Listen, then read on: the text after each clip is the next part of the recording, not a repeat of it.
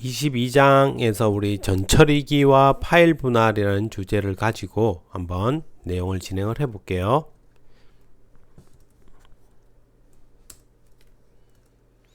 자, 22장에서 첫 번째 전처리기에 대해서 좀 소개를 해 볼게요. 그동안 우리가 그냥 컴파일 한다라고 하나로 뭉쳐서 이야기를 했었는데, 그걸 좀 더 세분화하면서 전처리기가 하는 역할에 대해서 확인을 해 볼 거예요.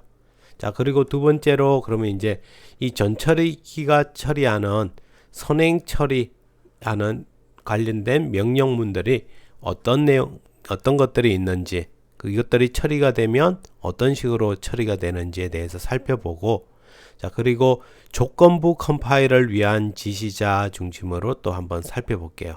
이렇게 해서 여기까지 먼저 한번 전처리기가 어떤 건지, 그리고 어떤 명령들이 있는지 확인을 해 볼 거고요. 자, 그리고 4와 5에서는 파일을 이제 하나의 파일, 하나의 소스 파일만 쓰는 게 아니라 여러 개의 C 파일을 가지고서 우리가 프로그램을 만들어 나갈 때, 그렇게 파일을 분할을 하려고 하면 어떻게 해야 되는지, 그리고 또 복잡성을 피하기 위해서 우리가 또 어떤 조치를 해줘야 되는지, 그거에 대해서 4와 5에 대해서 살펴보도록 하겠습니다. 먼저 전처리기라는 이게 뭔지, 또는 선행처리라고도 하는데, 이게 우리가 그동안 프로그램을 작성을 하고 컴파일을 하게 되면 우리가 위에서 빌드하고서 빌드 앤 런 실행을 할 때 빌드에 해당이 되는 거죠. 빌드를 하면 실행 가능한 파일이 생성이 되었어요. 특별한 에러가 없으면 빌드하고 나면 여기가 컴파일에서 여기서 우리가 main.c라는 소스 파일이 있었다면 얘를 우리는 빌드 해줘 라고 요청을 하면 이제 이걸 이용해서 우리 프로젝트 이름으로 a.exe 든지 이런 실행 가능한 파일이 생성이 되었어요. 그래서 그동안 컴파일 한다 라고 하면, 그러면 소스 파일을 목적 파일, 오브젝트 파일 뭐뭐뭐.o라는 이름으로 만들어지는데, 목적 파일로 만들고, 그리고 이 목적 파일과 제공된 라이브러리라는 게 있는데, 우리가 만들지 않은 printf나 scanf 이런 표준 함수들, 이런 것들이 들어있는 또 라이브러리, 목적 파일이 있어요.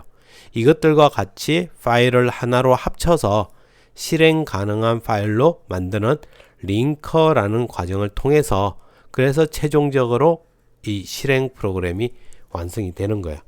그렇지만 그동안에는 이렇게 자세하게 얘기하진 않고 그냥 빌드하면 실행 프로그램이 완성이 된다라고만 봤던 거예요. 자, 그럼 이제 우리는 이 과정을 좀 이제 세분화해서 살펴보는 건데, 우리가 작성한 소스 파일을 컴파일을 하기 위해서는 먼저 전처리기에서 소스 코드 내에 샵이 붙어 있는 부분을 처리해 주는 과정의 이게 먼저 필요해요. 우리가 현재까지 코드 내에서 샵이 붙은 건 누가 있었냐 하면 include문, inclu include 하고서 standard io.h 이런 게 있었잖아요. include문. 이게 이제 지금까지는 우리가 본 유일한 샵이 붙은 거였는데, 자, 이런 샵이 붙은 문장을 처리해 주는 과정을 거쳐서, 그리고 이걸 거치게 되면은 컴파일할 최종 소스 파일이 만들어져요. 이제 뭔가 치환이 된 소스 파일이 생성이 되는데, 이렇게 만드는 이 과정을 우리는 전처리 과정이라고 한다는 거야. 그리고 이 부분을 담당하는 게 이제 전처리기가 담당을 해주게 되는 거고요.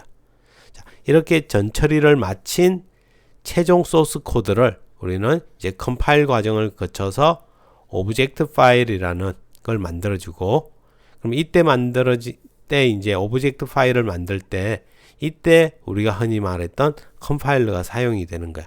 이걸 이제 거쳐서 오브젝트 파일을 만들 때.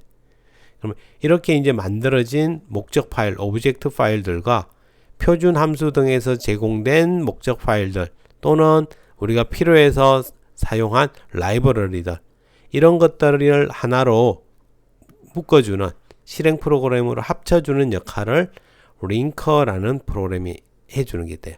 그래서 이제 여러분이 컴파일을 하고 나서 저 밑에 뭐 에러가 발생했거나 했을 때 메시지를 정확히 보면 이게 컴파일 단계에서 생긴 건지 링크 단계에서 생긴 건지 이런 것들도 구분돼서 표시가 되어 있어요. 자, 그러면 이 부분을 그림으로 한번 더 확인을 해보면, 자, 우리가 이제 소스 코드 이걸 main.c라고 생각해 볼게요. main.c라는 소스 코드를 이렇게 작성을 했어요.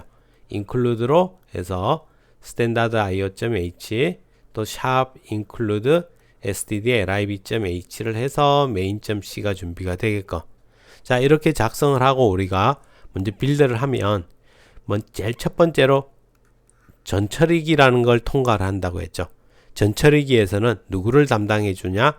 여기 샵이 붙어 있는 이 코드들을 처리를 해줘요. 그래서 include의 의미가 뭐라고 했냐면 stdio.h라는 이 파일을 이 현재 main.c 코드에 포함시켜 달라고 하는 거였죠.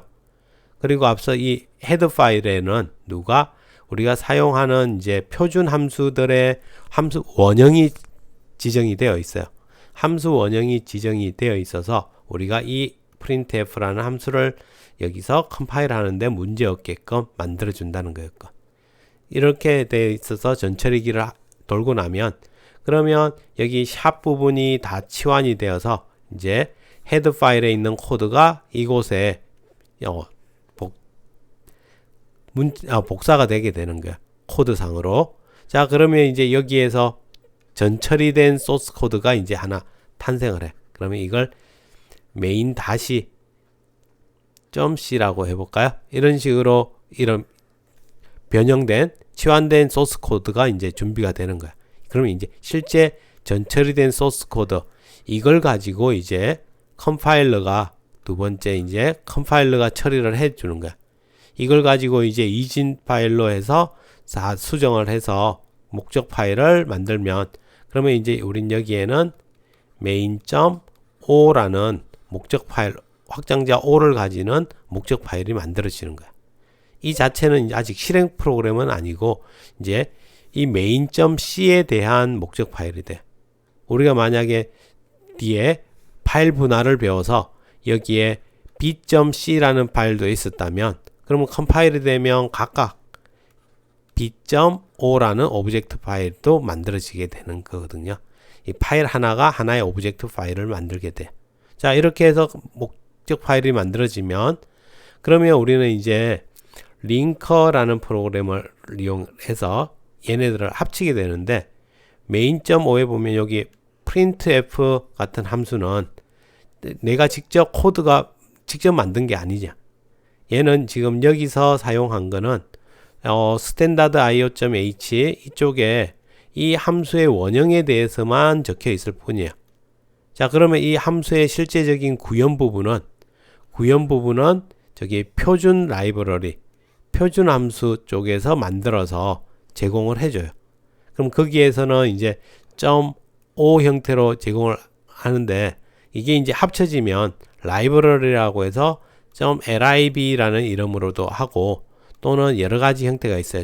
뭐 리눅스 쪽에서는 shared library에서 A라는 이름으로 붙이기도 하고, 그래서 하나로 뭉쳐서 제공해 주기도 하고, 또는 이제 .o로 준비가 되어 있을 수도 있어요. 자, 그러면 이제 링크라는 프로그램에서 main.c에서 사용한 printf 관련된 이 라이브러리들하고 내가 만든 거하고를 두 개를 이제 합쳐서 링크가 합쳐주는 거죠. 이렇게 해서 완성된 실행 프로그램에서 a.exe라는 이름으로 지었다면 이렇게 실행 프로그램이 완성이 된다라는 거죠. 자, 이게 이제 우리가 프로그램을 빌드하면 진행되는 과정이에요. 자, 그러면 우리는 컴파일을 해서 밑에 메시지를 보면, 그럼 이게 전처리 단계에서의 문제인지, 또는 얘가 컴파일러에서의 문제가 생긴 건지, 또는 컴파일까지는 됐는데 링크 단계에서의 문제인지, 이거에 따라서 어떤 부분을 봐야 될지도 알아낼 수 있겠죠. 이렇게 되는 게 전처리기가 진행되어 가는 과정이라는 거야. 자, 이제 우리 그냥 컴파일 한다라고 하나로만 알았던 걸 이렇게 이제 세분화해서 정확하게 살펴봤어요.